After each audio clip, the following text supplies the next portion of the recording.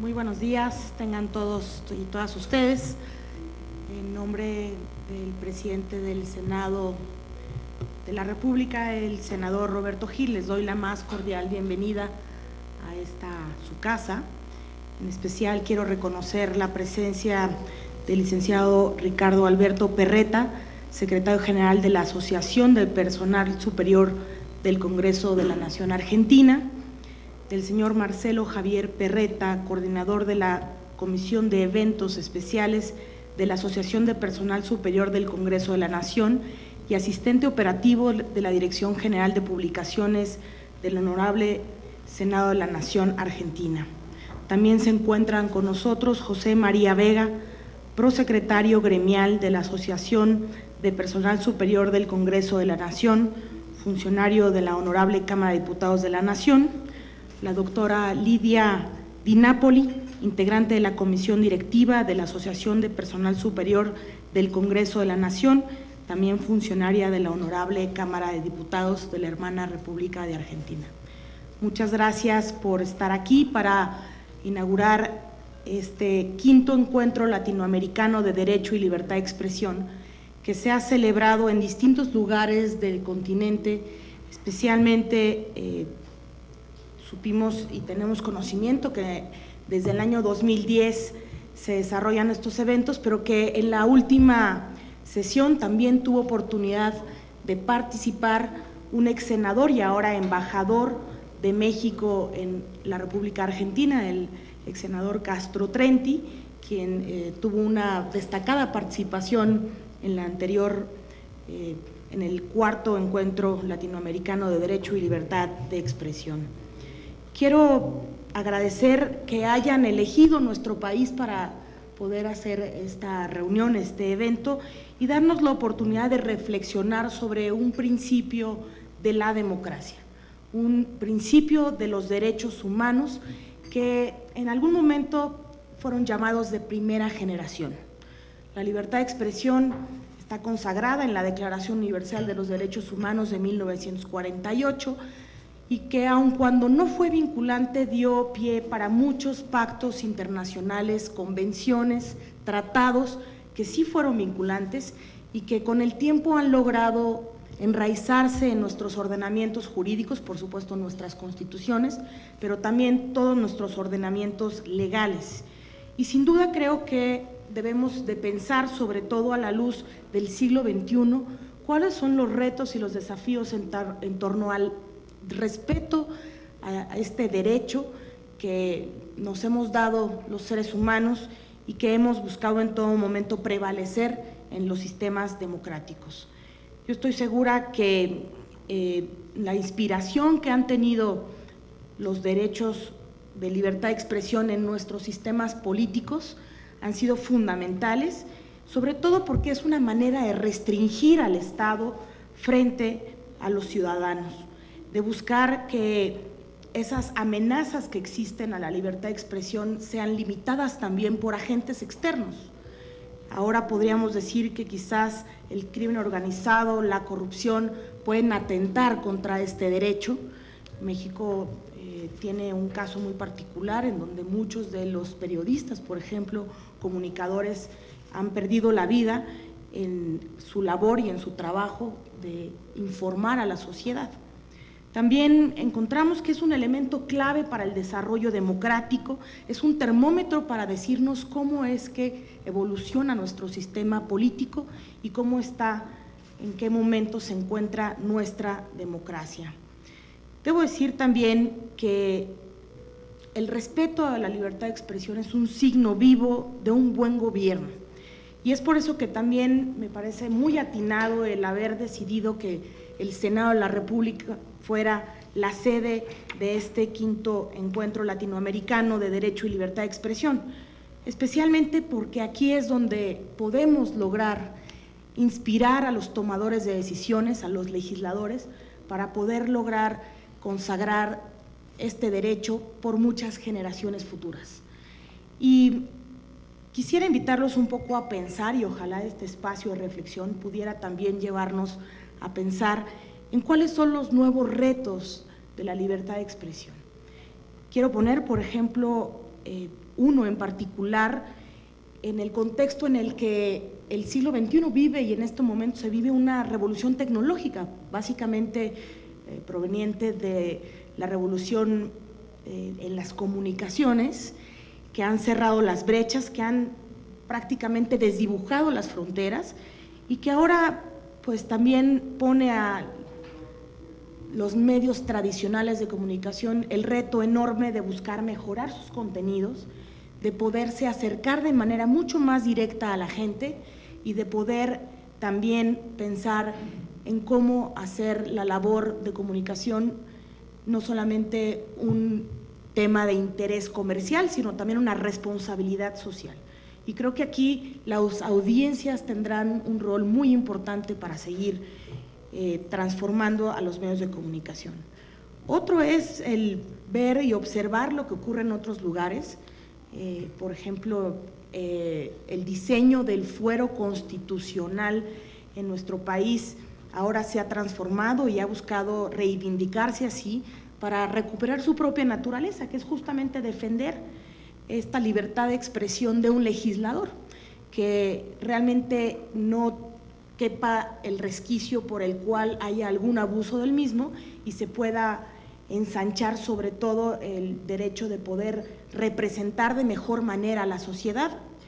Y nosotros aquí en México, por ejemplo, y especialmente en el Senado de la República, reconocemos a un mexicano que es Belisario Domínguez, quien es el ejemplo vivo de la libertad de expresión en momentos difíciles, en momentos duros, en el momento en el que la República está amenazada por un usurpador y que don Belisario Domínguez dio una muestra de valentía, de honor y de patriotismo en defensa de nuestras instituciones. También me parece que es una gran oportunidad para hablar de la transparencia, del derecho a la información de los ciudadanos, de la necesidad de transformar nuestras instituciones para poder lograr ampliar lo que las instituciones deben de buscar, acercar la información y especialmente en la democracia, en donde haya recursos públicos, se pueda sobre todo ampliar la información que se derive de este ejercicio y de la función pública.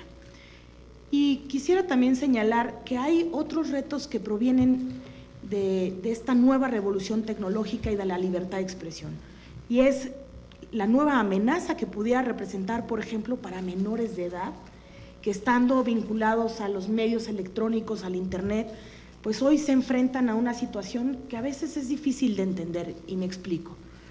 Hay situaciones, por ejemplo, donde hay delitos ahora, donde no hay contacto físico entre quien está del otro lado de la computadora y quien está siguiendo esa comunicación del otro lado, pero que hay un cierto abuso, por ejemplo, sexual en ello.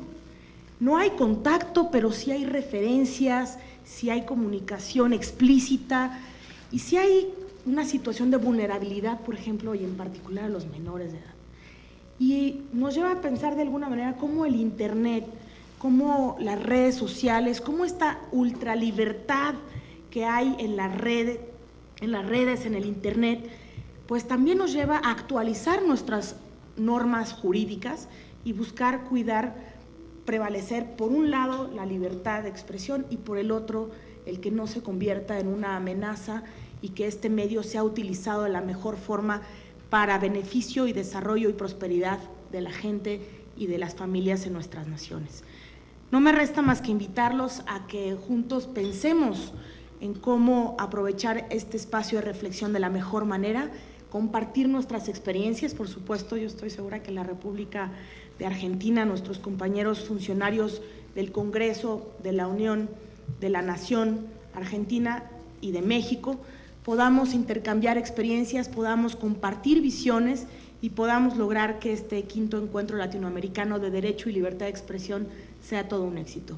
Nuevamente les doy la más cordial bienvenida y muchas gracias por estar aquí.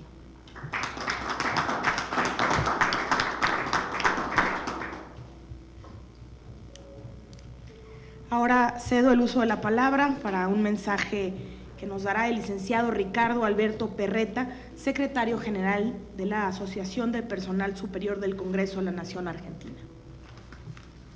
Señor secretario general administrativo de la Honorable Cámara de Senadores, doctor Figueroa Martínez, ministra Adriana González Carrillo, bueno, y demás integrantes del panel y gente que están presente. Quiero agradecerles en principio la amable invitación y el permitirnos a nosotros el estar presente acá. En nombre de la Asociación de Personal Superior del Congreso de la Nación Argentina, nos sentimos halagados en estar en esta honorable casa. Hay muchas cosas para decir con respecto al tema y luego de lo que he escuchado acá por parte de la señora ministra, sinceramente a uno lo deja medio corto para poder seguir en una charla como corresponde, porque es algo importantísimo lo que dijo en referencia sobre todo a los chicos que están utilizando en este momento los medios electrónicos y se ven perjudicados de muchas maneras con respecto a eso. En principio, quiero hacerles conocer qué es nuestra asociación. Nuestra asociación es un gremio que agrupa al personal superior, a todos los funcionarios, desde la categoría de director hasta jefe de división. Todos son integrantes de la planta permanente del Congreso de la Nación. Abarcamos los cinco sectores del Congreso, que son Senado, diputados, biblioteca, imprenta y ayuda social, y tenemos un núcleo de 1.100 afiliados. Son todos funcionarios de carrera, porque al ser planta permanente, lógicamente, tienen que pasar un periodo bastante prolongado para poder lograrlo, y tienen una antigüedad bastante importante dentro del Congreso de la Nación, y la carrera administrativa se respeta muchísimo en este aspecto. Hay otros aspectos que, por desgracia, todavía nos faltan un poquito pulir dentro del Congreso, pero eso yo creo que a la larga lo vamos a lograr.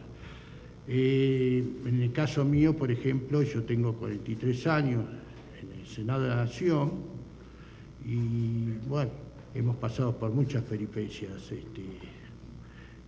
tratos un poco rústicos por parte de autoridades militares, no ingresar en el Congreso durante un periodo bastante prolongado por tener una tendencia política, por ser afiliado a un partido, nos resultó bastante incómodo y tuvimos que transponer esos problemas y después llevarlo un poco a que no ocurran lo siguiente en la época democrática, que fue a partir del año 83.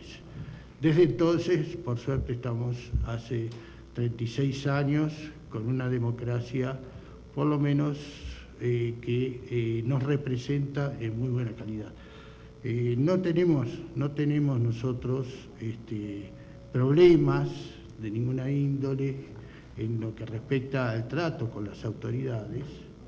Lógicamente, luego de cada cambio político que existe a nivel nacional, hay que comenzar a hablar de algunas cositas, pero siempre el gremio sale triunfante por la capacidad y la calidad de sus afiliados.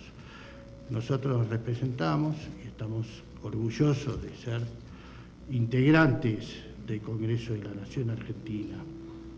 Hemos hablado acá con funcionarios del Honorable Senado de la Nación Mexicana y vemos que también están bien representados, desde su secretario general acá, que también es un hombre de la carrera administrativa y que, bueno, nos pusimos ya en mérito como para poder intercambiar opiniones y que nos enseñen un poquito. Nosotros en la vida tenemos que todos los días aprender algo y vemos que están llevando bien todo el temario y todo el mecanismo en lo que respecta a medios de comunicación.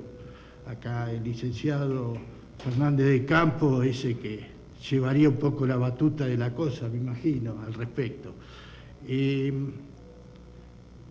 Como bien dijo acá la señora ministra, este es el quinto encuentro latinoamericano de libertad de derecho y libertad de expresión. Anteriormente se habían efectuado 4 encuentros, 3 en Argentina y 1 en la República Hermana del Perú. En el último encuentro estuvo asistiendo el señor embajador mexicano en la República Argentina, y ahí comenzamos ya a coordinar y a empezar a movilizar todo este encuentro que hoy se hace realidad. Sinceramente, encontramos una muy buena acogida y nuestra gente de eventos especiales se ha puesto en comunicación permanente y bueno, ahora estamos en el quid de la cuestión. Una cuestión que es muy importante porque estamos tocando el derecho y libertad de expresión. Ahí yo me voy a tomar el atrevimiento de leer unos párrafos con respecto a eso, porque sé que el panel que está en este momento representado acá para este encuentro va a ser mucho más amplio que lo que uno puede decir como gremialista. Aparte de eso, querría agradecer a los gremios del Poder Legislativo la buena acogida que nos han dado, tanto de diputados como de Senado, y aparte de la Asamblea Legislativa de acá de la Ciudad de México. Voy a tomar referencia y decir algunas cositas para no hacerle muy tediosa la cosa. Comenzamos diciendo que democracia y libertad de expresión son sinónimos. Todas las naciones del mundo que se dicen democráticas protegen la libertad de expresión de sus ciudadanos a través de disposiciones constitucionales. Argentina lo manifiesta en el artículo 14 de la Constitución Nacional, que en uno de sus párrafos dice: todos los habitantes de la nación gozan del derecho de publicar sus ideas por la prensa sin censura previa. Pero también debe decirse que los medios de comunicación masiva tienen estructuras complejas y usan redes y tecnologías que son reguladas por el Estado, a través de leyes de telecomunicaciones y de radiodifusión e innumerables actos administrativos de menor rango. Voy a citar lo que la Corte Internacional de Derechos Humanos ha dicho en reiteradas ocasiones. La libertad de expresión es una piedra angular en la existencia misma de una sociedad democrática y que es indispensable para la formación de la opinión pública. Y agrega: una sociedad que no está bien informada no es plenamente libre. Por eso, la libertad de expresión es la piedra angular de las sociedades democráticas y además decimos que es una libertad primordial porque nos permite cuestionar, disentir y cambiar. Es la base de las sociedades más abiertas y transparentes y la raíz de muchas otras libertades. Por último, nuevamente agradezco a todos ustedes por la paciencia en escucharme en este tema tan interesante que con creces va a ser ampliado, como dije anteriormente, por los distintos panelistas, que tienen mucha más autoridad para hablar sobre él.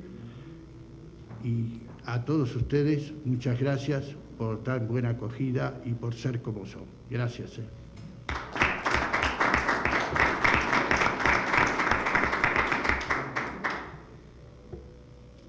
Agradecemos las palabras del licenciado Ricardo Alberto Perreta, secretario general de la Asociación del Personal Superior del Congreso de la Nación Argentina. Ahora cedo el uso de la voz para dar el mensaje inaugural al licenciado Roberto Figueroa Martínez, secretario general de Servicios Administrativos del Honorable Senado de la República en México. Adelante. Muchas gracias, maestra. Pues para mí es un honor, a nombre del señor presidente de la mesa directiva, Roberto Gil, en primer lugar darles la bienvenida a nuestros fraternos hermanos de la República de Argentina, a los señores diputados, a los señores legisladores, al señor secretario, al director de apoyo. Esta es su casa y quiero empezar a hablar de la casa.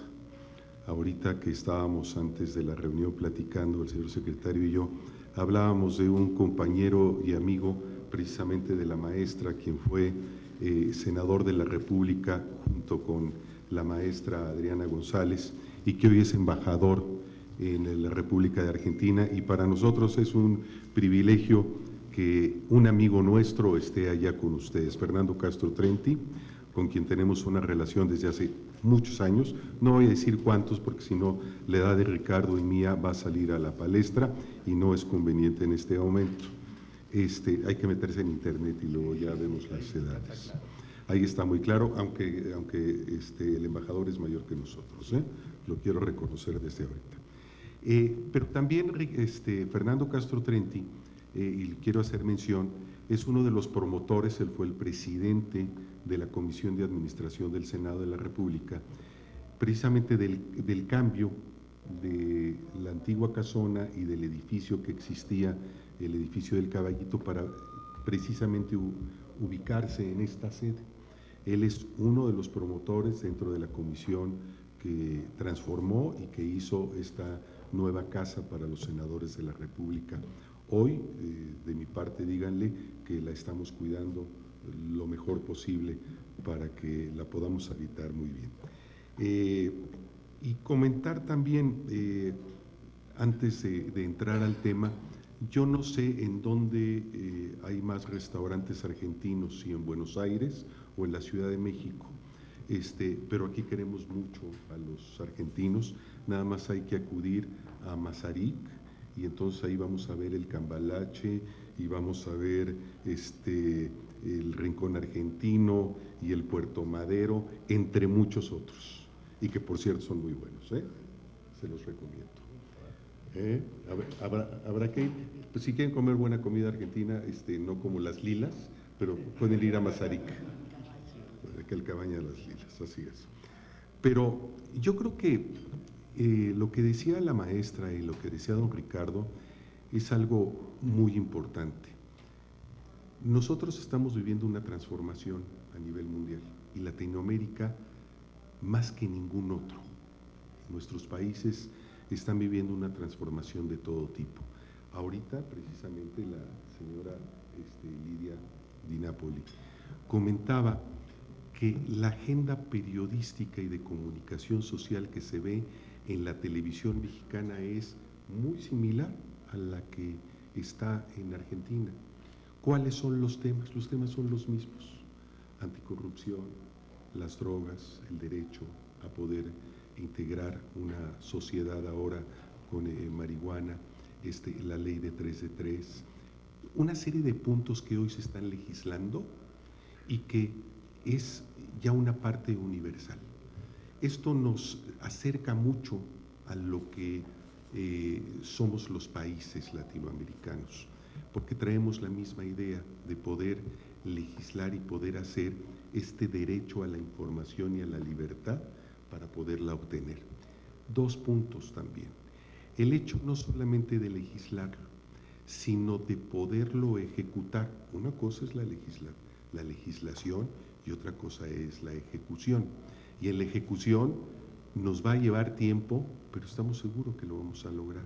Se han hecho reformas muy importantes en estos periodos extraordinarios y la ejecución es la parte básica. Si ustedes nosotros nos queremos recordar unos años atrás, antes era impensable pensar en tanta libertad de expresión y en tantos cambios en materia de la libertad de expresión. Era impensable hace muy pocos años, quiero decirles, a lo mejor aquí el maestro Carlos Alberto todavía no nacía, pero el Internet llegó hace muy poquitos años, Hace muy pocos años, que estamos hablando 21, 22 años, llegó a México el Internet y transformó una comunicación y una libertad de expresión. Y nos movió el mundo. Ahorita ya lo vemos algo muy sencillo. Nos metemos en nuestro teléfono y tenemos la información de todo el mundo. Lo que nosotros queramos tener, nada más hay que meterse a Google y también Wikipedia, y ahí tenemos la información de todo. Hace 20 y tantos años no era así. Teníamos que ir a una biblioteca física para poder tener esta libertad de expresión y de comunicación. Hoy los medios han cambiado, ha cambiado todo. No es una generación la que se adelantó. Yo siempre he dicho que es una era. Se nos fue la vida en una era y donde nos cambia absolutamente todo. Y tenemos que tener una mentalidad diferente hoy en día. Y por ello Yo creo que este encuentro latinoamericano de derecho y libertad de expresión nos hace pensar en un mundo diferente, en un México y en una Argentina diferente, en una Latinoamérica diferente, con sí un derecho real y con una libertad de expresión real. ¿Qué hay que poner? Simplemente las bases para poder tener una libertad de expresión que coadyuve a tener la información real, la transparencia, la comunicación social y la información. Si no se ponen las reglas claras, estaremos a veces en un abuso de libertad de expresión. Las reglas en donde el derecho nos tiene que marcar que ante todo es el respeto a los demás. Si nosotros ponemos como base puntual que el respeto a los demás, a las personas, es la parte fundamental del derecho para la libertad de expresión, creo que iremos en un buen camino. Yo quiero decirles que, pues, siendo el martes 31 de mayo del 2016 y siendo las 10 para las 12 de la mañana, a nombre de la mesa directiva y del presidente Roberto Gil, les deseamos un gran éxito en este quinto encuentro latinoamericano de derecho y libertad de expresión y que tengan ustedes mucho éxito. Esta es su casa y muchas gracias por su presencia.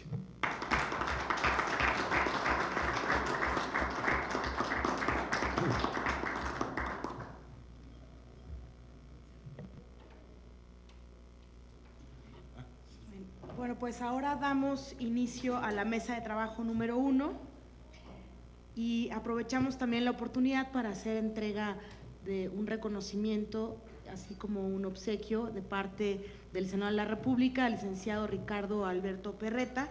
Hace entrega al licenciado Roberto Figueroa Martínez un diploma, una constancia sobre su participación el día de hoy, así como unos ejemplares de los recintos legislativos en nuestro país.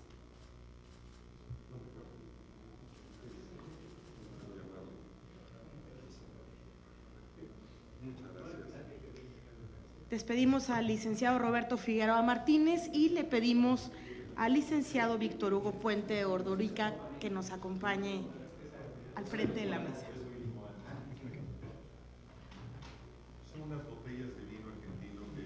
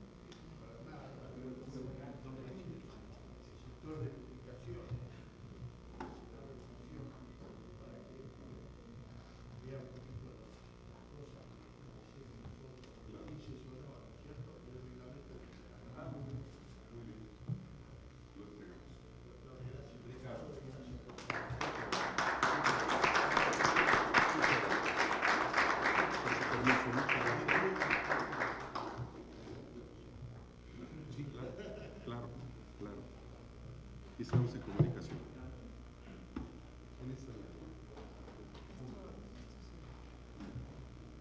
Con su permiso, que tengan un muy buen día. Muchas gracias. Con permiso. Secretario.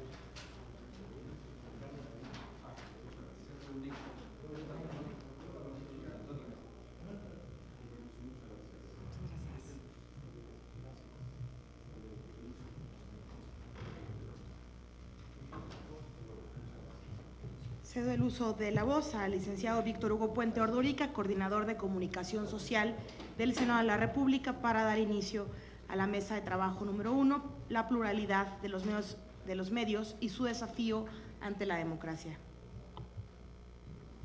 Muchas gracias, maestra amiga. Pues agradecerles a todos el espacio, la pausa en días de discusión aquí en el Senado de la República que nos permita sentarnos a hablar sobre el tema fundamental que no permitiría lo otro sin esto, sin entender el significado de la pluralidad y el valor de la democracia. Yo diría que la pluralidad cobra carta de naturalización todos los días aquí en este Senado de la República. Las diversas expresiones, posiciones ideológicas, agendas políticas, ciudadanas, chocan por momentos con mucha fuerza, pero con la misma intensidad se encuentran, logran consenso y de manera cotidiana lo hacen con acuerdos en este Senado. Convivimos, pues, dentro de los muros de la pluralidad y la libertad de expresión. Aquí, más de 60 medios de radio, televisión y prensa escrita y medios digitales hacen su trabajo todos los días. Aquí entrevistan a todos los actores, aquí reportan las voces y las posiciones de todos los actores, y lo hacen con el apoyo del Senado de la República, desde computadoras, líneas de teléfono, internet, imagen, audio, para que nada escape a sus grabadoras o a sus cámaras de televisión o a sus plumas, y hoy ordenadores, porque parece que ya nadie usa la pluma. Pero fomentamos, cultivamos y ayudamos a que la pluralidad se exprese y se conozca, y lo que pasa dentro de los muros de este Senado. Aquí lo hacen los reporteros, más de 60, sin cortapisas ni censuras. Se reúnen en oficinas a escuchar versiones off the record que luego llevan a sus medios y después a la ciudadanía. Yo diría, antes de ceder la palabra al primer ponente, que si bien hoy la pluralidad y las libertades inherentes a la misma, la de información y la de expresión, son agua corriente, sí, pero pensar que son hechos consumados a perpetuidad es equivocarnos. Y son equivocaciones que ceden la trinchera a las voces autoritarias y a la descalificación grosera, en cualquier espacio donde ésta se dé. En la democracia, y la evidencia nos golpea todos los días en los informativos, y más en tiempos de elecciones, en la democracia los jardines que no se cuidan se convierten en selvas. Por ello, estamos obligados a apuntalar, reforzar, resistir y cuantas veces sea necesario, a reconstruir los espacios y los muros de la pluralidad y las libertades, casi diría yo sin exagerar, al ritmo del minutero. Así pues, entrando en materia, cedo la palabra al licenciado Marcelo Javier Perreta. Es actualmente coordinador de la Comisión de Eventos Especiales de la Asociación del Personal Superior del Congreso de la Nación y asistente operativo de la Dirección General de Publicaciones del H. Senado de la Nación Argentina. Es miembro adherente del Instituto Nacional Browniano y asociado correspondiente del Instituto Sanmartiniano del Perú. Ha sido condecorado con la Medalla Sanmartiniana en el grado de comendador. Es miembro honorario y visitante ilustre del Colegio de Abogados del Callao y visitante ilustre del Colegio de Abogados de Junín. También es visitante distinguido de la Municipalidad Provincial de Tarma, condecorado con el diploma y medalla de honor del Colegio de Periodistas del Perú y con la medalla de la Orden del Colegio de Economistas de Lima. Así pues, acreditamos conocimiento y valor de su palabra. Ahora sí. Quiero agradecer a las autoridades por haber organizado e invitarnos a su casa para realizar este evento tan importante que, como bien se dijo al comienzo, tiene una trayectoria que comenzó en el año 2010 con el primer encuentro, en donde fue una época bastante compleja en sí y justamente se implementó en ese año porque en el año 2009 se venía de una reforma de los medios de comunicación en Argentina. Y por eso queríamos extender, más que nada, las diferencias de opiniones que había tanto dentro del Parlamento como fuera del Parlamento. Hice una presentación que van a poder apreciar aquí para que sea un poco más ordenada la charla. Igual voy a tratar de ir rápidamente porque, como bien se sabe, en las conferencias y eventos el tiempo es el mayor enemigo de la libertad de expresión. Por lo tanto, voy a tratar de resumir un panorama general de lo que se estuvo viendo y dentro también de la historia argentina, porque siempre el contexto histórico hay que tomarlo en cuenta para ver las diferencias tanto del derecho como la libertad de expresión. Como bien dije, el primer encuentro se realizó en el año 2010, donde se dividió en 4 paneles. El primero justamente había abogados para ver la parte técnica del derecho. En el segundo, y fue un panel muy destacado porque era el tema religioso, habíamos invitado al actual Papa, que en ese entonces era el cardenal arzobispo de Buenos Aires, y en sí era el cardenal de la República Argentina. que nos envió un representante porque él se encontraba en Colombia en ese momento, y vimos las distintas visiones religiosas con respecto a la libertad de expresión. También estaba el panel legislativo, donde había senadores y diputados, y un panel sindical, donde ahí ya abordamos el tema de los derechos de los trabajadores, las huelgas y todo lo que conlleva la parte sindical gremial. Esta es otra imagen del segundo encuentro que se realizó al siguiente año, en el año 2011, donde vimos por representantes del CONICET, que es el Consejo Nacional de Investigaciones Científicas y Técnicas de Argentina, la parte sociológica. También estaba el secretario de la Comisión de Libertad de Expresión y Medios de la Cámara de Senadores de Argentina.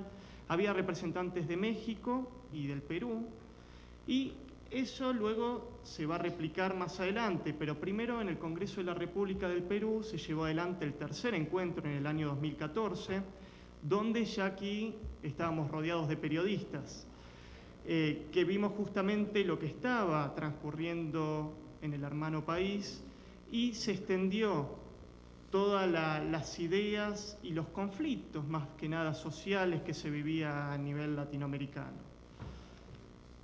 Y el último encuentro, que es el que más se nombró al comienzo, el cuarto encuentro que se realizó el año pasado, donde tuvimos una muy destacada exposición del actual embajador de México en Argentina, Fernando Castro Trenti, que gracias a él también estamos aquí porque la embajada hizo de intermediario con el Honorable Senado de México para que se pudiera realizar este evento, nos ayudó bastante. Y la idea es seguir extendiéndolo a los distintos países de Latinoamérica. Ahora ya vamos a empezar con la exposición en sí, luego de este resumen.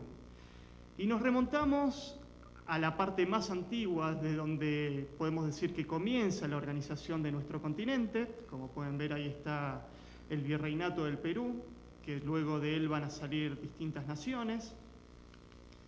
El Virreinato del Río de la Plata, que posteriormente se va a crear para hacer un frente en sí al Virreinato del Perú, más que nada por la parte estratégica. El Virreinato de Nueva España, que bien ustedes lo conocen. Y esto, más que nada, lo que va a conllevar a futuro es que comiencen a escucharse las voces de quienes habitábamos en esta parte del mundo, alejados de la corona española. Y justamente ahí es donde van a empezar los primeros levantamientos, donde la libertad de expresión va a ser fundamental, a pesar de que no estaba con normas ni leyes y poco se podía decir, pero justamente en Sudamérica, y ahí está representado algunos de los importantes levantamientos, como el de Túpac Amaru en 1780 y termina en 1782, en el antiguo Virreinato del Perú, y dentro del Virreinato del Río de la Plata, en Chuquisaca y La Paz, actualmente Bolivia, pero el virreinato ese, la capital era Buenos Aires, que justamente para sofocar la libertad de expresión se envían las tropas desde la capital. Y posteriormente van a surgir los movimientos revolucionarios, donde con ideas europeas justamente, pero ilustrados, personajes ilustrados de América, van a empezar a destacarse también con periódicos que al principio comienzan siendo ilegales, que puede ser una forma de decirlo, y luego ya se van a extender de una forma legal dentro de las nacientes y futuras repúblicas, como por ejemplo Bernardo de Monteagudo, un abogado muy destacado de Argentina, que va a ser fundamental no solamente dentro de la organización de la naciente y futura República Argentina, sino también dentro de Chile. Él participó en el levantamiento en Chuquisaca y La Paz en Bolivia, y va a ser prácticamente quien organice, uno de los ideólogos de la estructura de la República del Perú. Para Argentina tenemos dos fechas fundamentales. Una es el 25 de mayo de 1810, donde ahí va a aparecer el primer gobierno patrio.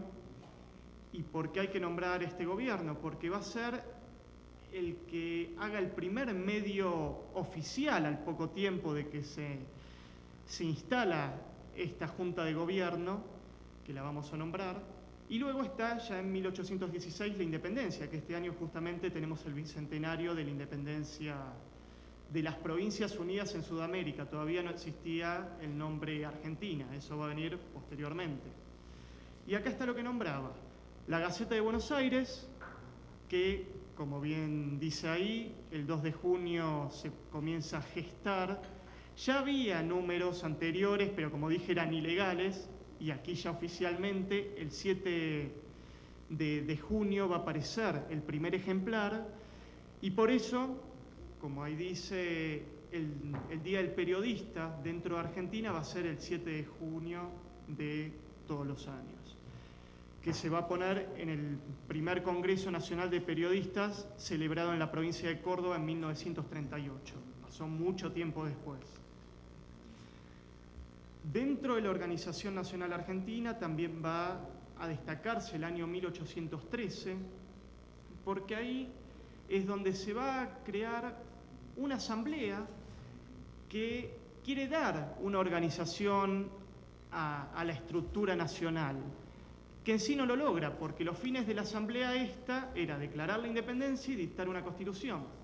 Los dos objetivos no lo van a concretar ese año. La independencia va a llegar en 1816 y la Constitución en 1853. La Constitución argentina es de las más antiguas del mundo porque nosotros todavía mantenemos la base de esa Constitución. Y a su vez, luego pasaron las reformas, que la última fue en 1994, pero la base es la misma, así que por eso se considera de las más antiguas.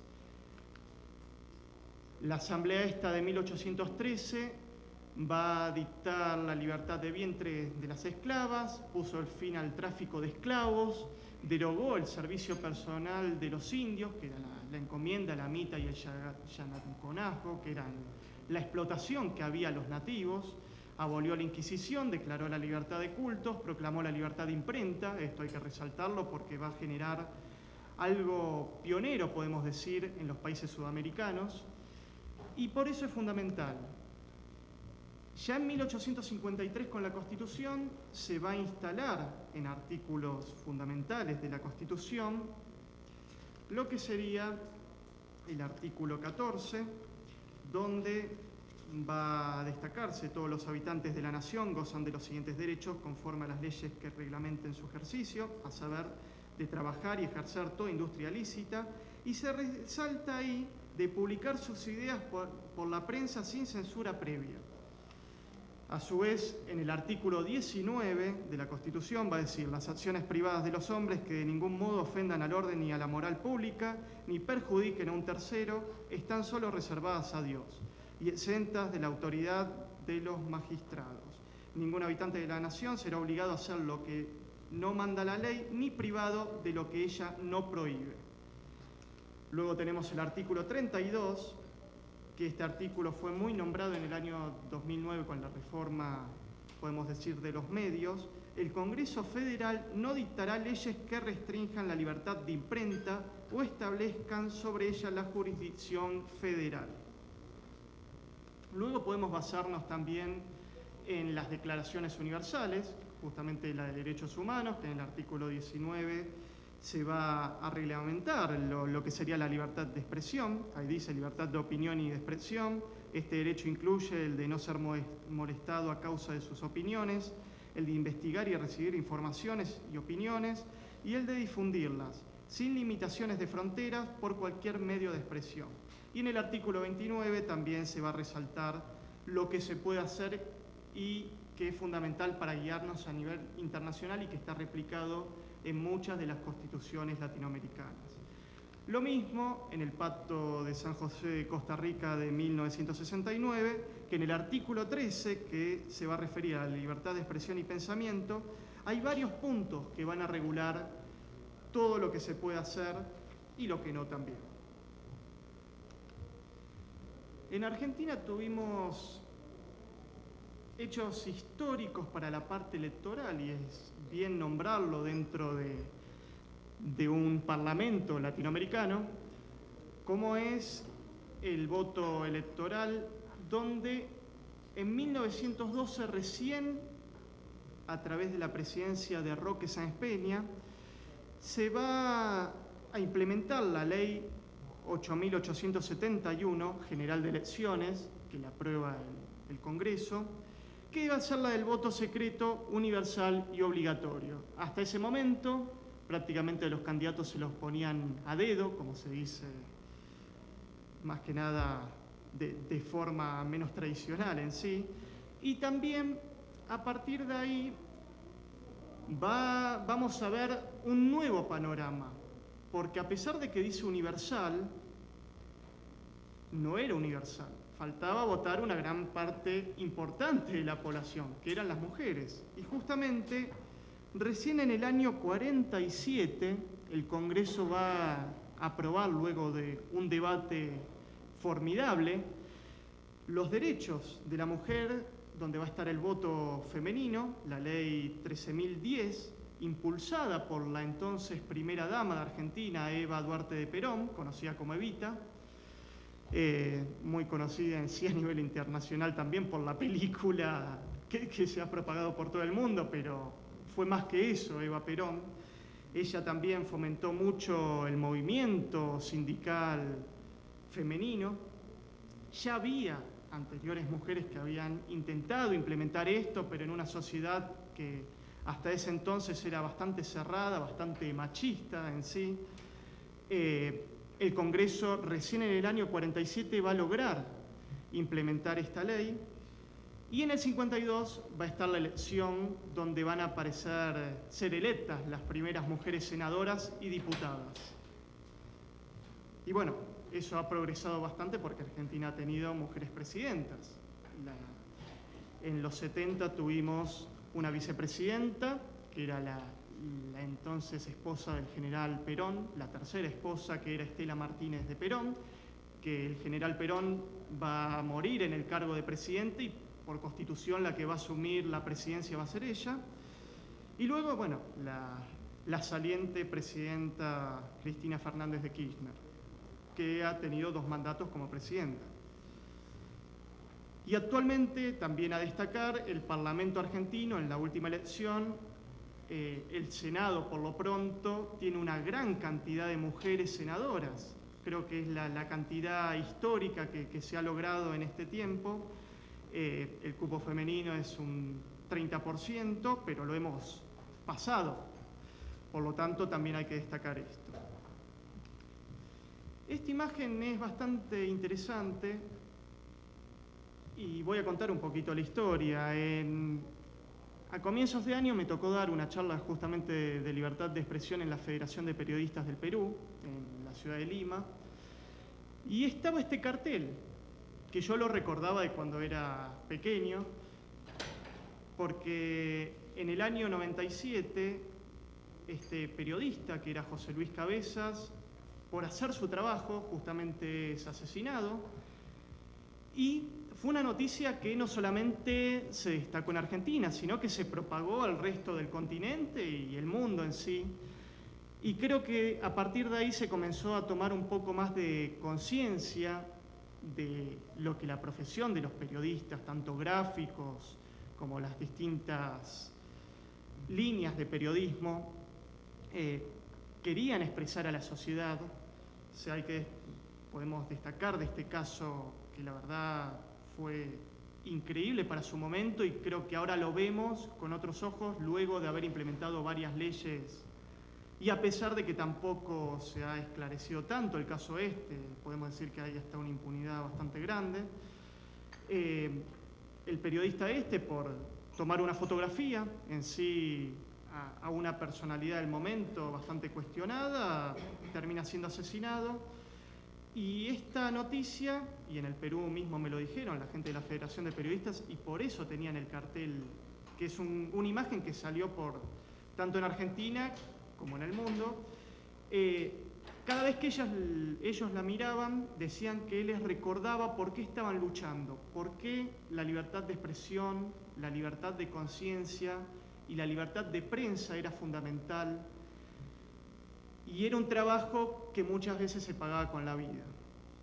Y creo que aquí en México muy bien ustedes conocen la función de los periodistas, que justamente muchos con su vida pagaron el precio de comunicar a la sociedad y mantenernos a nosotros informados para saber lo que está bien, lo que está mal y la realidad que se vive, que muchas veces es tapada, lamentablemente.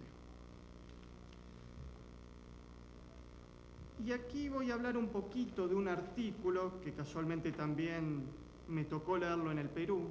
Yo estuve en el año 2014 trabajando en el Congreso de la República del Perú, enviado por el Senado, para conocer un poco el funcionamiento del Departamento de Redacción del Diario de los Debates. Yo estoy en la Dirección General de Publicaciones del Senado. Y como suele pasar, a la oficina esta llegaban todos los periódicos. En el Perú hay un periódico muy importante que es El Comercio, un periódico que podemos decir que tiene una línea oficial, que controla varios medios y que casualmente había una nota, y era esta nota, de un periodista muy conocido a nivel mundial, un periodista argentino que es Andrés Oppenheimer, que tiene en la CNN un programa donde entrevista no solamente a personalidades de Argentina, sino de nuestro continente. Pero el título de la nota no fue lo que me llamó tanto la atención, sino lo que más me llamó la atención fue justamente el primer párrafo.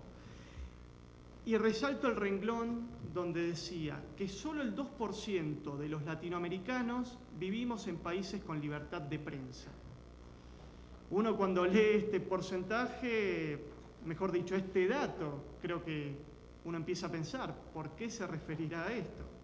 Y en sí la nota de Oppenheimer fue una crítica justamente a estos datos que fueron elaborados por Freedom House, que como bien se sabe es uno de los grupos de defensa de los derechos humanos más antiguos e influyentes de Washington, D.C., que va haciendo distintas encuestas, va comparando países, pero a veces puede haber algunos cuestionamientos. Y Oppenheimer lo que va a hacer va justamente a cuestionar esto.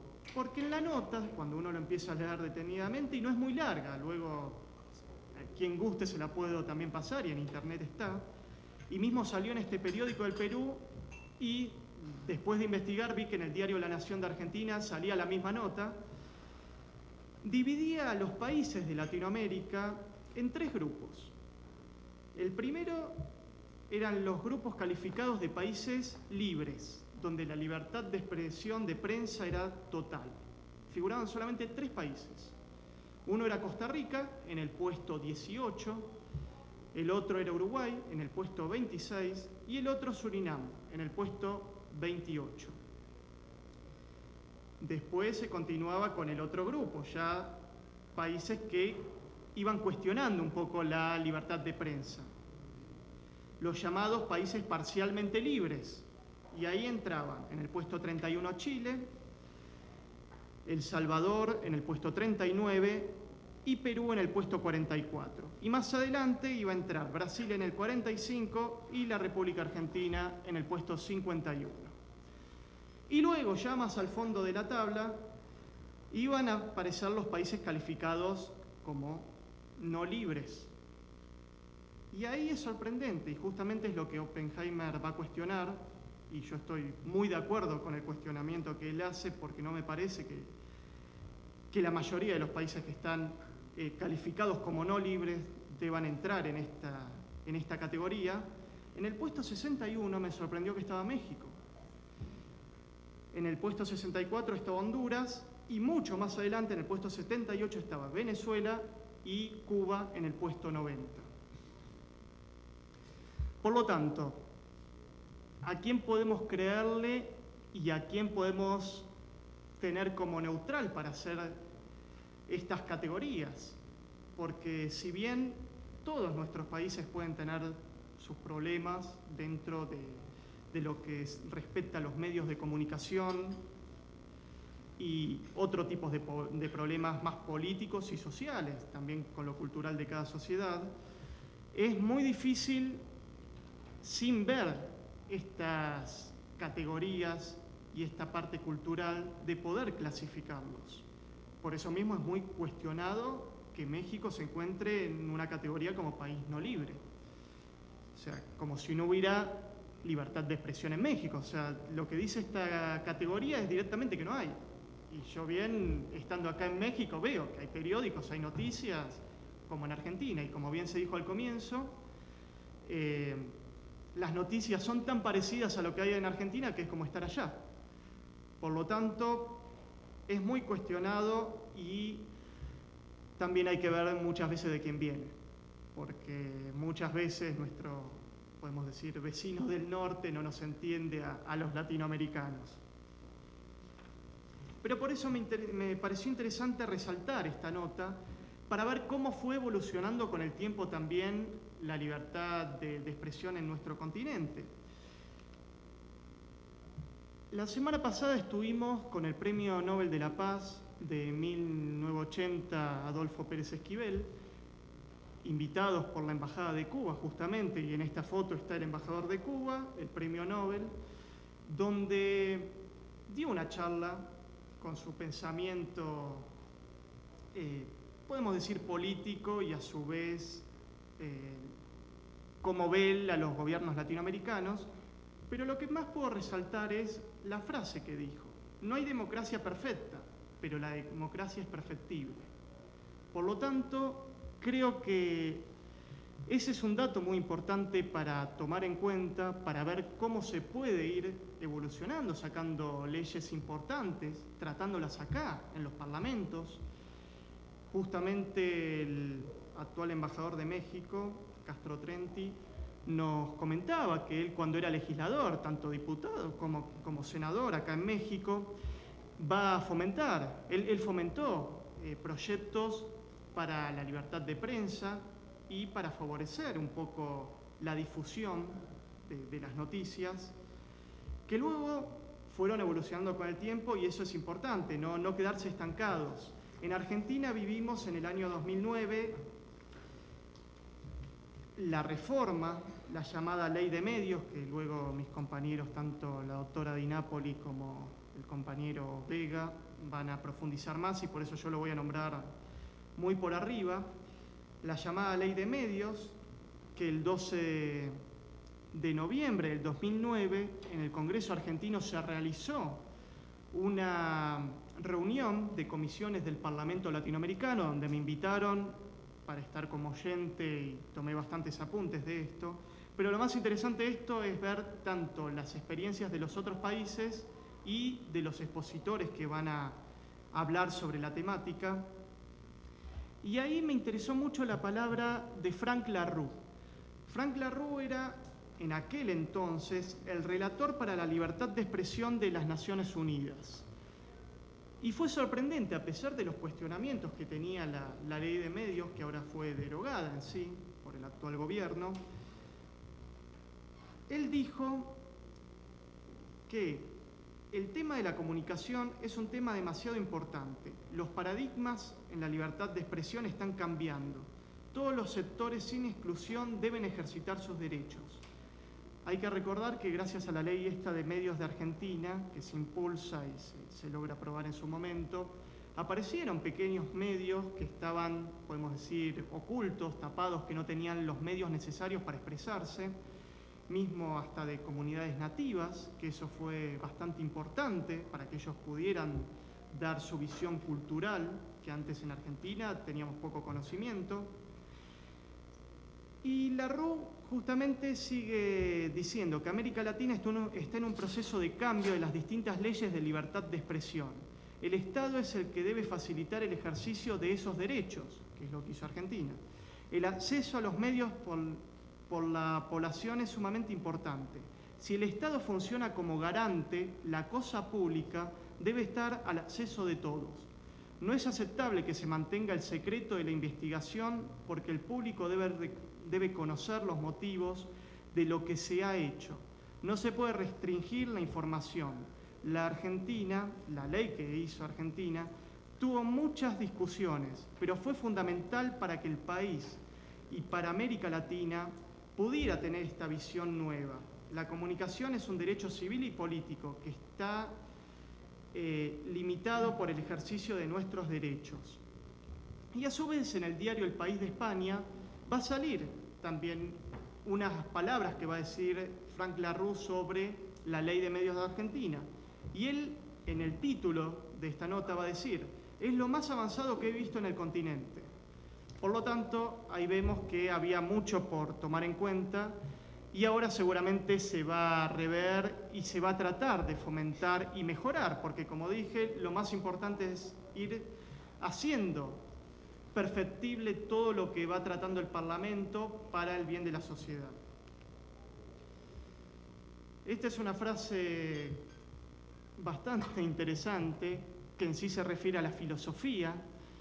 Está en uno de los libros de Hegel, que dice: por cuanto uno se imaginaría entonces qué es lo que la filosofía se propone, sería una obra trasnochada que, como la tela de Penélope, es recomenzada cada día desde el principio. Y es verdad, esto lo podemos también a la libertad de expresión, a la libertad de prensa y a la libertad de conciencia trasladar, porque día a día hay que ir mejorándolo. O sea, se va recomenzando y se va reviendo todo dentro de la estructura política. Esta es una frase del comediante Groucho Marx, que bien se conoce, que dice que la política es el arte de buscar problemas, encontrarlos, hacer un diagnóstico falso y aplicar los remedios equivocados, lo cual creo que es lo que la sociedad en sí ve a la política y al político en sí, y por eso también la traigo a cotación dentro de esta exposición. Bueno, Mafalda es muy conocida dentro de Argentina y del mundo, ¿sí? Ya es hasta embajadora de la UNESCO. Esto era una de las caricaturas que tenía, que como bien dice, basta de censura, está cortada la palabra y abajo ella también empieza a pensar, como siempre cuestionando la realidad, y las palabras están cortadas. El padre de la patria argentina, el libertador de Chile y del Perú, el general don José de San Martín, va a decir esto ya en el 1800, a partir de 1812, cuando él va a comenzar la gesta libertadora y concluyéndola en el año 1821. Hace más ruido un solo hombre gritando que 100.000 que están callados. Es una gran realidad. Ya más en la actualidad, el actual Papa Francisco dijo, apenas asumió en sí, la dictadura del pensamiento único mata la libertad de los pueblos, lo cual es una gran realidad también. Y bueno, acá concluimos con la exposición y quedo a disposición para las preguntas que luego tengan. Muchas gracias.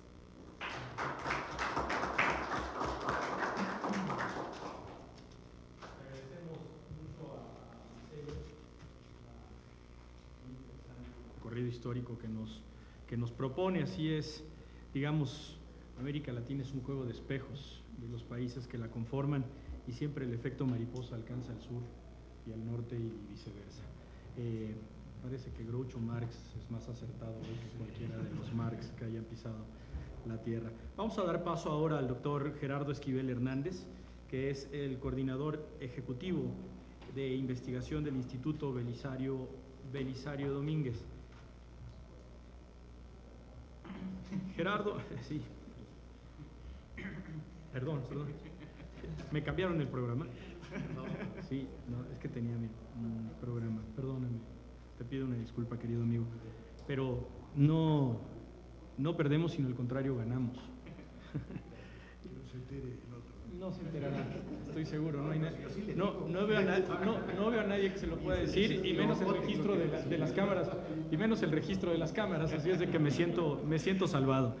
Maestro Carlos Alberto Cerdán Rosales es maestro en políticas sociales y administración por la Goldsmith College de la Universidad de Londres, Reino Unido, becado por el programa Chevening de British Council, y licenciado en Administración de Empresas por la Facultad de Contaduría y Administración de la Universidad Nacional Autónoma de México. Asimismo, tiene un diplomado en Estudios del Tercer Sector por el ITAM y cuenta con estudios de Ciencias Políticas en la UNAM. Tiene experiencia en distintas y diversas organizaciones de la sociedad civil y ha sido voluntario por más de 22 años en organizaciones enfocadas a la niñez y la juventud. Por supuesto, su currículum es mucho más extenso, maestro, y por eso nos gustaría mejor aprovechar el tiempo para escucharte. Pues muchísimas gracias a nombre del doctor Gerardo Esquivel, quien está inaugurando en este preciso instante otro foro, entonces nos dividimos. Tengo la fortuna de estar aquí y, pues bueno, voy a leer porque tengo 20 minutos y luego si platico me paso y en fin. En México, ser periodista puede costar la vida. De acuerdo con el artículo 19, se tienen documentados 93 asesinatos de periodistas del año 2000 a la fecha en nuestro país. Los últimos 20 fueron asesinados durante el gobierno del actual presidente Enrique Peña Nieto. Adicionalmente, 23 periodistas permanecen desaparecidos. De 2003 a 2015, el promedio, han desaparecido 2 periodistas por año. Tamaulipas es la entidad con más registro de casos, con 6, le sigue Michoacán y Veracruz. En el 96% de los casos se identifica como antecedente la cobertura informativa relacionada con temas de corrupción y de seguridad en los que se relaciona a funcionarios del crimen organizado. En el capítulo de agresiones, tan solo en este 2016, de enero a marzo, se documentaron 69 agresiones contra la prensa, de las que destacan los asesinatos de 3 periodistas. Las entidades con mayor número de agresiones fueron Veracruz con 17, Guerrero con 11 y Ciudad de México, la capital, con 9. En 2015 estas entidades también registraron la mayoría de los ataques. En 33 de los casos se señalaron a funcionarios públicos como los agresores, casi la mitad involucran a elementos del Ejército o fuerzas federales. En 2015, artículo 19 documentó 397 agresiones contra los periodistas, en lo que va del sexenio, 1.142 agresiones. A pesar de la documentación, las autoridades no investigan, peor aún, culpan a los periodistas de su suerte. Los casos no se resuelven y la mesa está servida para que ocurra otro atentado, otra desaparición, otra vida arrebatada a un periodista mexicano con plena impunidad. Las herramientas jurídicas y judiciales son insuficientes, la voluntad política, al parecer, inexistente. Las señales son claras para quienes persiguen historias o notas. No busques, no hurgues, no informes, que si lo haces puedes morir y nadie se acordará de ti ni se molestará en dar seguimiento a tu periodismo. Así, el silenciamiento se extiende más allá de quienes son directamente agredidos. El mensaje para los demás periodistas es claro y es natural: que se cierre el cerco, es mera supervivencia. Con el silenciamiento de los periodistas, la sociedad se queda sin acceder a la información, sin capacidad para exigir cuentas a los poderosos, sin elementos para formar una opinión con libertad. Hay que decirlo con claridad: con el silenciamiento de los periodistas no hay democracia posible. Esta mesa nos convoca a reflexionar sobre la pluralidad de los medios y su desafío ante la democracia. Hoy, como poco se ha visto, hay una gran multitud de medios en la escena pública mexicana. Como pocas veces, los medios no ejercen su poder para limitar al poder público, sino para servirse y coludirse con él, haciendo prevalecer el silencio, la desinformación o, en no pocas ocasiones, la franca manipulación. Incluso cuando ejercen su libertad, llegan a ser silenciados. A las agresiones directas se suma una forma más sutil pero no menos efectiva de silenciamiento: la censura y autocensura.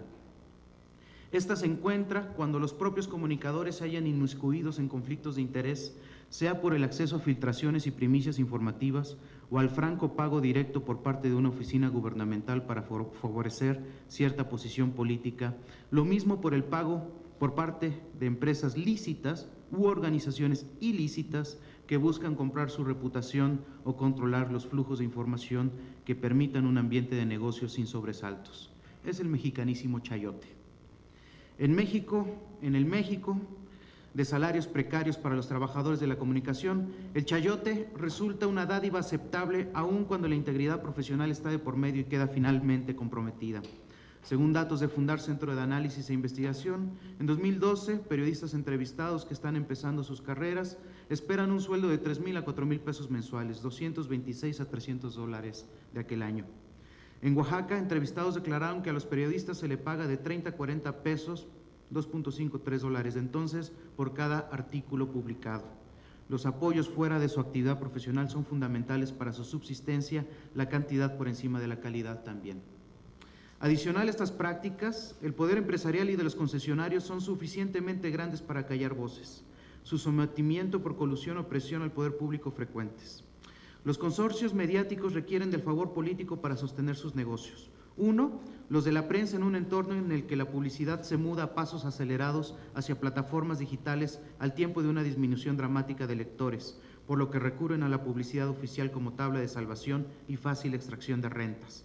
Pero también, 2, los negocios relacionados con concesiones públicas en el sector de las telecomunicaciones, en el espectro radioeléctrico o ámbitos similares que son necesarios para sacar adelante proyectos adicionales a la prensa.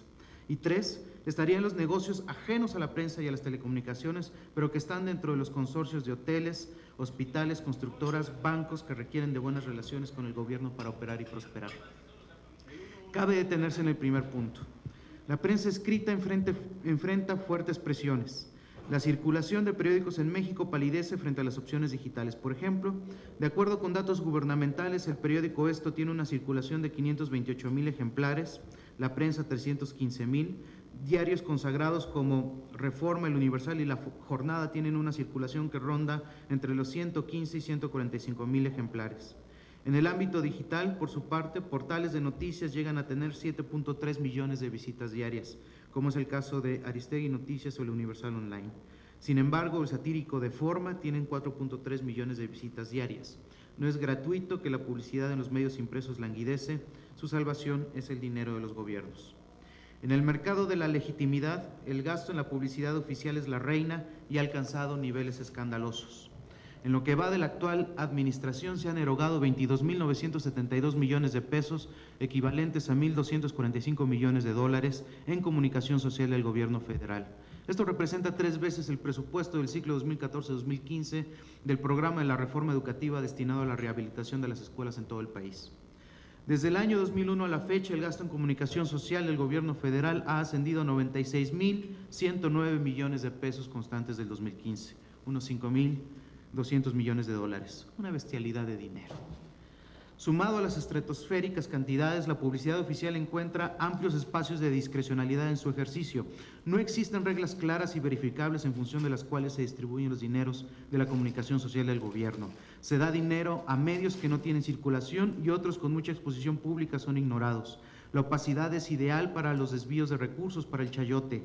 Ello ha constituido un sofisticado esquema de premios y castigos para los medios en función de su sumisión o posición crítica frente al gobierno. Al desorden se agrega que durante los años fiscales el gobierno gasta mucho más de lo que aprueba el Congreso sin control alguno.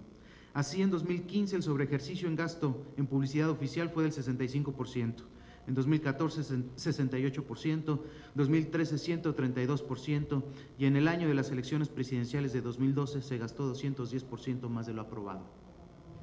En los estados de la República, los gobiernos locales reproducen y amplifican el desorden federal. A su alcance tienen jugosos presupuestos que tan solo en el año 2012 rebasaron los 5,000 millones de pesos, cuyo ejercicio detallado pueden ocultar clasificando la información como reservada sin que haya consecuencias de ello. Las reglas son inexistentes, los premios y castigos desde el poder están a la orden del día. En tanto, el gasto en publicidad oficial en el ámbito local se concentra en la televisión, pues representa un 44% del total de acuerdo con Fundar en 2012. En el ámbito federal representa una cuarta parte. El resto va a la radio, prensa escrita, medios digitales. La televisión es el medio preferido, pues llega a millones de personas. 95% de los hogares mexicanos posee una televisión, según INEGI. En mayo de 2012, en una entrevista, el legendario Jacobo Zabludovsky sentenció: la televisión es un medio de difusión y de influencia en la opinión pública tan importante que quizá no pueda ser presidentes, pero sin el apoyo de la televisión difícilmente alguien podría ser presidente. Se puede gobernar sin la televisión, pero no se puede gobernar contra la televisión. Hasta hace muy poco tiempo, las telecomunicaciones y medios en México se definieron por una gran concentración. No solo había pocas cadenas, simplemente había 2, en televisión y una en telefonía. En países como España, por ejemplo, existen 23 canales de televisión abierta, Francia 14 y Reino Unido 28. Si bien la reforma de telecomunicaciones abrió un espacio para la competencia y la creación de opciones en la pantalla, aún son esfuerzos insuficientes para el rezago mexicano.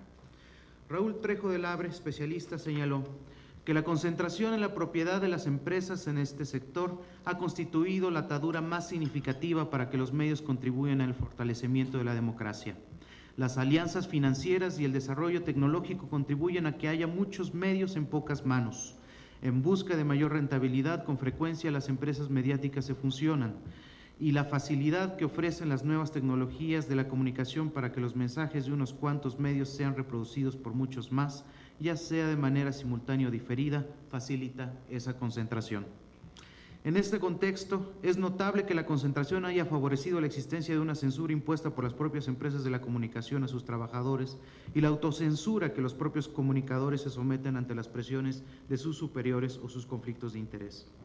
De esta manera, es innegable que el punto clave y decisivo para la libertad de expresión y el ejercicio pleno del derecho a la información parte de la pregunta de quién decide en materia política qué se difunde, quién controla los flujos de información. La censura directa e indirecta y la autocensura son nuestras divisas, toda una amenaza a la democracia. La aparente pluralidad de los medios en México es un espejismo. Su alienación frente a la información incómoda es la norma. Veamos un caso. Duarte y los 645 millones de pesos. Hace una semana, apenas nos enteramos que personas que viven en barrios pobres de Veracruz son potentados empresarios. A cambio de unos apoyos, estas personas que viven en pobreza dieron su credencial para votar y su firma. Sin saberlo, se convirtieron en socios de 21 empresas que recibieron 645 millones de pesos en 73 contratos públicos entre los años 2012 y 2013 por parte del gobierno de Veracruz. A sus casas llegó el correo, los estados de cuenta, citatorios de la Secretaría de Hacienda. Uno de ellos quiso levantar denuncias, no se lo permitieron, le exigieron copia de las escrituras de una empresa que le pertenecía en papel, pero de la que no sabía nada. Varias de estas empresas participaron en licitaciones donde compitieron, es un decir, entre sí, a otras les adjudicaron directamente los contratos, todas ganaron algún contrato. En todos los casos se trataban de empresas cuyas direcciones fiscales eran las de lotes baldíos, tintorerías, herrerías y casas de gente pobre. Nada que evidenciara una actividad empresarial que valiera 645 millones de pesos. Todas las empresas registradas en el mismo barrio. Las empresas fueron abiertas en notarías cuyos titulares son amigos del gobernador. La pinza se cerró cuando no se comprobó que el dinero se ejerciera en los rubros a los que supuestamente se asignaron los contratos. Materiales didácticos nunca llegaron a las escuelas. No existe evidencia de que estas empresas compraran o produjeran láminas, cemento, pañales, artículos de limpieza y despensas, colchonetas y papel, fruto de los contratos. Tampoco existe una lista de beneficiarios, según respondió de forma oficial el gobierno. De estas 21 empresas no hay registro de otros clientes de otras actividades empresariales. De hecho, una vez recibido el dinero público, estas empresas desaparecieron. La reacción del gobierno de Veracruz fue notable por su cinismo. Argumentaron que ellos siempre actuaron en el marco de la ley y acusaron un uso electoral de la información. A la fecha, el gobierno local no ha anunciado investigación alguna. Esta historia de corrupción desnudada por un portal electrónico de noticias, Animal Político, no mereció plan alguna en la prensa nacional. Ninguna mención en los noticiarios nocturnos de televisión, ninguna referencia. A pesar de un contexto de oposición pública a los actos de corrupción, a pesar de documentos, del cruce de información, de entrevistas, de verificaciones independientes, en suma de un periodismo riguroso, nadie consignó la información. La prensa cayó. ¿Por qué? Recientemente unas palabras retumbaron en Washington. Cito: había una vez una Casa Blanca y la historia terminó en censura, dijo memorablemente Carmen Aristegui frente a la Comisión Interamericana de Derechos Humanos. Su historia y la de su equipo es la del despido que sufrieron después de que documentaran que en el entorno del presidente de la República habían adquirido y rentado casas y terrenos por parte de contratistas del gobierno en condiciones ventajosas y ajenas a las del mercado. La demás prensa también cayó. Antonio Martínez lo resumió de forma brillante. Si el periodo 2006-2016 mexicano pudiera tener un nombre, lo llamaríamos el boletinato. En estos años, las investigaciones periodísticas escasearon y fueron suplidas por la repetición acrítica de boletines oficiales, mientras que las entrevistas tomaron el cariz de infomerciales políticos. Solo casos como el de la Casa Blanca, publicados fuera de la prensa mainstream, nos mostraron las posibilidades de que en este país todavía existe el periodismo. El pretendido auge de la libertad de prensa que inició en 2000 con la derrota del PRI en la elección presidencial se difumina frente a los 93 periodistas asesinados desde entonces. Una coalición de periódicos que actúa como un equipo de nado sincronizado empujó a los periodistas críticos disidentes fuera de las redacciones de la prensa masivo. Seducidos por la facturación de las decenas de miles de millones de pesos que comprende la publicidad oficial o comercial, los dueños de los medios han intentado edulcorar la estampa del horror nacional. Los medios internacionales han sido el remanso democrático que difunde la información incómoda. Han hecho las preguntas relevantes, las investigaciones que medios mexicanos no quieren hacer ni difundir. Por citar solo uno, el tema de la corrupción en México ha atravesado The Economist, The Guardian, The Financial Times, El País, El Mundo, Europa Press, Le Monde, New York Times, Wall Street Journal, Washington Post, Los Angeles Times, Univision, Forbes. Lo notable es que el gobierno, antes atento a lo que decían de él en el exterior, ahora ha desarrollado una gruesa piel que le impide inmutarse. Esa piel es el cobijo de los medios mexicanos que adormece a la opinión pública. De nada sirve tener una multitud de membretes si los medios con influencia en la opinión pública practican el nado sincronizado alrededor de una estrategia de comunicación gubernamental predefinida. El ataque al GIEI y a los defensores de los derechos humanos, el silencio frente a la corrupción de Duarte o de la Casa Presidencial son recientes ejemplos vergonzosos. El ejercicio de un periodismo libre e independiente es consustancial a la democracia. Por su sometimiento y colusión con el poder, nuestros medios han abdicado a su función social. Cerrar la llave de los ríos de dinero de publicidad oficial es un primer paso para corregir el rumbo. Facilitar la aparición de nuevos actores mediáticos es otro. Establecer reglas claras también. Garantizar la transparencia real y el acceso a la información efectiva es uno más. Instalar voces críticas en medios convencionales y masivos también. En suma, una pluralidad real, una normalidad democrática. México y su democracia necesitan medios libres e independientes.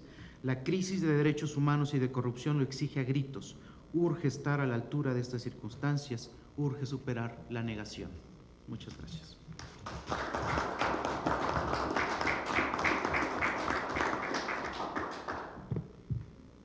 Vaya fotografía la del maestro Carlos, que sin duda tiene razón y con gran precisión lo apunta. La era digital, yo digo, no puede ser, ni puedo llegar en mejor momento porque pone en jaque de alguna manera a la forma tradicional de informarse. Damos paso ahora a la intervención de José María Vega, prosecretario gremial de la Asociación del Personal Superior del Congreso de la Nación de Funcionarios. Teníamos por aquí. Bueno, buenos días a todos, sin tanto Gracias. currículum. Sí, no lo tengo. No, está bien. Digo, sin tanto currículum como los antecesores que hablaron. Yo recién me sonreía en la exposición del maestro Carlos, porque ahí sí, hoy hablábamos de similitud en varias cosas y cuando él hablaba de gente en barrios pobres con grandes empresas o con, ¿cómo te puedo explicar? Siendo dueños de grandes empresas, a nosotros nos pasó lo mismo, exactamente. Lo que sí, con respecto al tema prensa, se vino gestionando la prensa, bien o mal, pero fue denunciando todos estos casos y muchos de ellos están en la justicia en estos momentos. Pudieron, a favor o en contra, pero hoy están en la justicia. Así que tuvimos un avance desde nuestra libertad para poder expresarse de muchos medios. Algunos cuestionados, pero sí pudimos llegar a cuestionar a estos funcionarios o gente que le robó al pueblo. Esta es la quería hacer un comentario, porque yo me sonreía cuando estaban hablando y era por este motivo. Bueno, la mirada que yo traje de este evento es una mirada desde el lado del ciudadano, no desde la política quizás, o desde precisamente de los medios, porque también el ciudadano cuenta en esta situación. La visión esta debe ser distinta también, porque la libertad de expresión sabemos que es un elemento crítico para la democracia, para el desarrollo y para el diálogo de las personas. Sin estas palabras sin la libertad de expresión, estas palabras no funcionan, no pueden prosperar, no podemos avanzar. Entiendo que la libertad de expresión es un derecho universal que todo el mundo debe gozar. Todos tenemos el derecho a la libertad de opinión y de expresión. Y esto incluye el derecho a mantener una opinión sin interferencias y a buscar, recibir y difundir información e ideas a través de cualquier medio de difusión, sin límites, que no haya fronteras en nuestros pensamientos, en nuestra forma de expresarse. Con respecto al rol de los medios de comunicación en democracia, Yo creo que deberían comenzar por respetar el valor de la palabra de las personas, ¿no? de todo aquel que opina. Ser responsables en la información, informar con veracidad e imparcialidad, que es un poco lo que estamos hablando acá, que no sucede en muchos casos. Que deberían reflejar los valores esenciales de la sociedad democrática, no acallar voces, sino avanzar con la diversidad informática, es decir, dar pluralismo, libertad de expresión. Supongo que los medios deberían ser independientes en sus expresiones. Y la única regulación que deberían tener, esto es un pensamiento propio, debería ser el apego a las leyes, ¿no? Apegarse a las leyes establecidas para el respeto y la convivencia democrática. Toda regulación se puede entender como una censura a la libre disponibilidad del pensamiento. Es un poco lo que a veces no sucede, donde se los regula, se los trata de influir, y de ahí terminamos con el cercenamiento de la palabra. Creo que es el derecho para aquel que recibe la información también elegir libremente los contenidos de su preferencia, ya sea de medios gráficos, radiales, televisivos, los medios electrónicos. Y desde ahí el ciudadano es el que tendría que regular hacia dónde dirige la base de su información, que dirigirse a aquellos medios que respetan los valores de la democracia, ¿no? Es el ciudadano, creo que el que tiene que regular estas situaciones.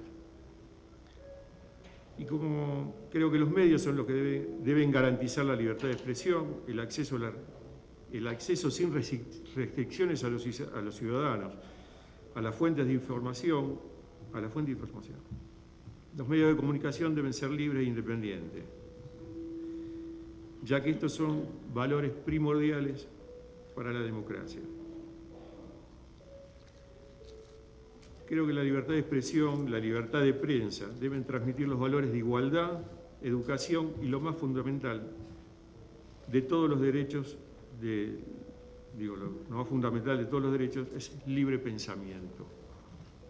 Esto es simplemente lo que yo les quería transmitir, que es el sentimiento desde afuera de la política o de un interés de un medio de comunicación.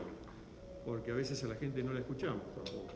Los medios no escuchan a la gente y los gobiernos tampoco. Los gobiernos quieren dirigir el pensamiento nuestro y quitarnos esa libertad de poder expresarnos, de poder discernir qué es lo que nos está faltando. Así que bueno, yo les quiero agradecer esta pequeña participación que me han permitido y bueno, adelante con este encuentro. Gracias. Breve y sustancioso. Breve y sustancioso. Muy bien. Y conciso. Preciso, como dicen en la prensa. Preciso, conciso y macizo. Muy bien, damos la palabra al maestro Dieter Enríquez Monroy. Actualmente él es el director de Radio y Televisión del Senado de la República. Ha sido profesor del Instituto Tecnológico Autónomo de México, ITAM, y ha colaborado con especialidades en varias campañas políticas. Tiene la licenciatura en Filosofía por la Universidad Panamericana y cuenta con una maestría en Filosofía por la UNAM y en Ciencia Política por el Colegio de México. Muy bien, bueno, muchas gracias por la invitación. Yo solamente quiero compartir unas reflexiones con ustedes en torno al concepto de pluralidad, que me parece muy importante y que tiene alcances no solo en los medios, sino en la forma en que entendemos la democracia. Rubén Omar Romano, entrenador de fútbol, fue secuestrado el 19 de julio de 2005 en la Ciudad de México cuando salía de un entrenamiento. Fue liberado 65 días después.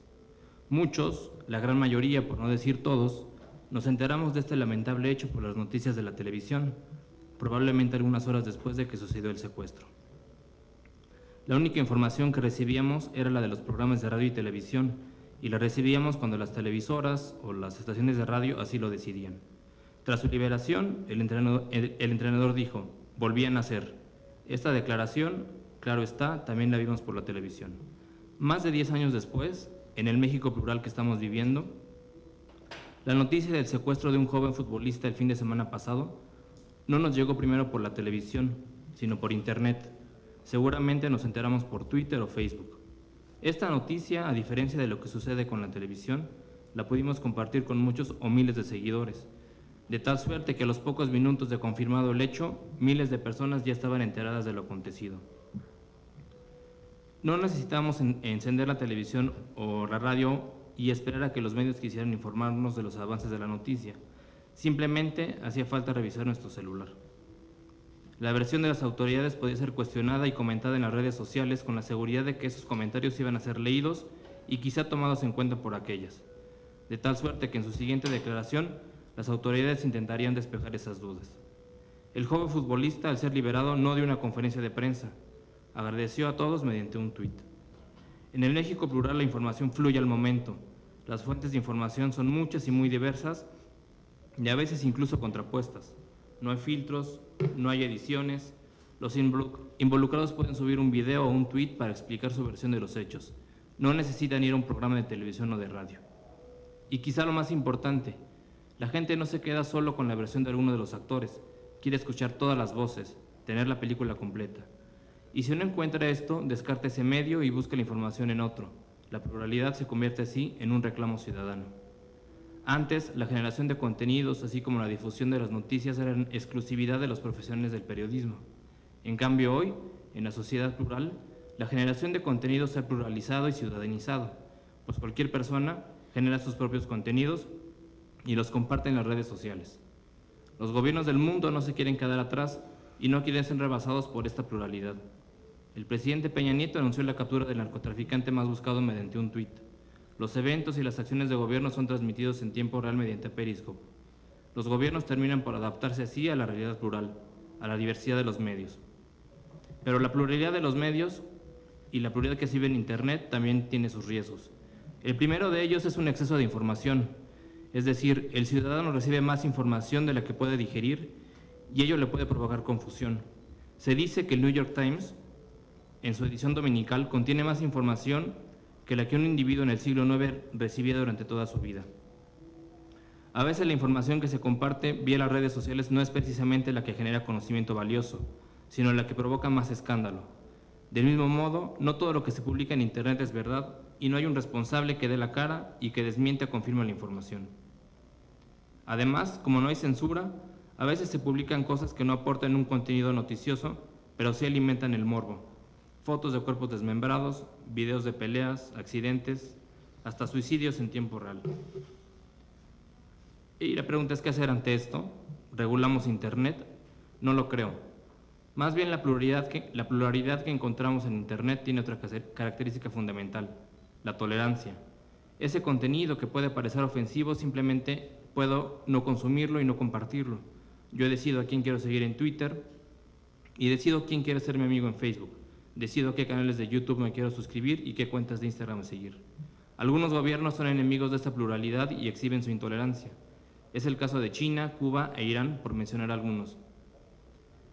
La manera en que se enfrentan a esta pluralidad es censurando y controlando Internet. Pero Internet es solo un reflejo de esa sociedad plural. Esos gobiernos podrán bloquear Internet, pero no pueden detener ni controlar los reclamos de pluralidad y de inclusión. Porfirio Díaz ejerció un control férreo sobre la prensa y vean cómo terminó. Esa pluralidad también se vive en las instituciones políticas.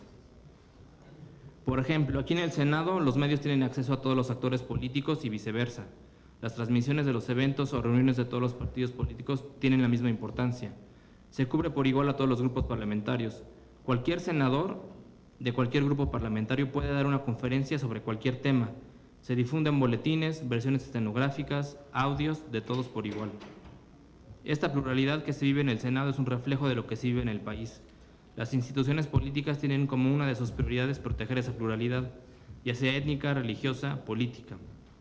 Nadie, hasta donde yo sé, nadie, ningún candidato en ninguna elección ha propuesto que México se convierta en un estado confesional. A diferencia de otros países, no sufrimos conflictos étnicos. Veamos el ejemplo de Siria o de Irak. La pluralidad en esos países ha fracasado. Nosotros, por el contrario, reconocemos nuestra pluralidad étnica y la protegemos. México es un país que está en vías de consolidar su democracia. A lo largo de las últimas décadas ha habido avances importantes. Se han creado instituciones modernas, hay una normalidad democrática que incluye el funcionamiento de los poderes de la Unión, la celebración de elecciones. Estados de la República crecen al 7%. Pero está la otra cara de la moneda: desigualdad, pobreza, inseguridad en algunos municipios.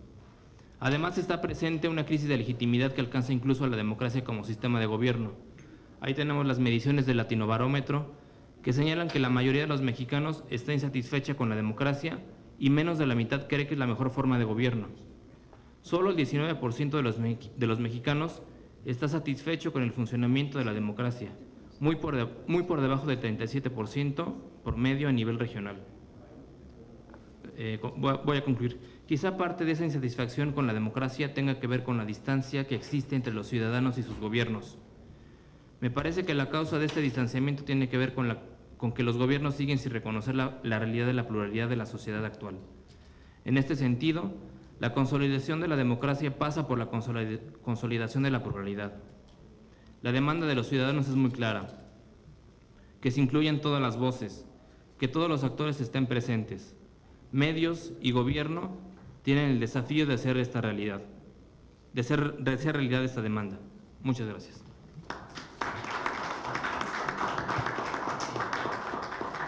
Damos las gracias al maestro Dieter, que nos regresa un poco la luz y el optimismo de que no todo está perdido mientras haya ciudadanía y podamos seguirnos informando. Terminamos así, llegamos al final de la primera mesa, agradeciendo el interés de todos, las participaciones puntuales, profundas, los recorridos históricos de cómo hemos llegado hasta este momento, y no despido la mesa sin saludar y dar la bienvenida, maestra, si tú me lo permites, a Gaudencio Chávez, secretario general, del Síndico de Trabajadores de la Asamblea Legislativa del Distrito Federal. Sí, vamos a entregar a cada uno de nuestros ponentes. Marcelo, si me permites, en el orden. Marcelo Javier Perreta, José María Vera, Carlos Alberto Cerdán,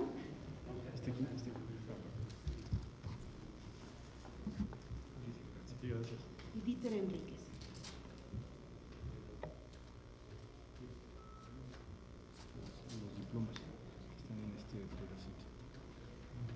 Asimismo, también vamos a entregar a cada uno de ellos una constancia de participación en agradecimiento por su intervención el día de hoy.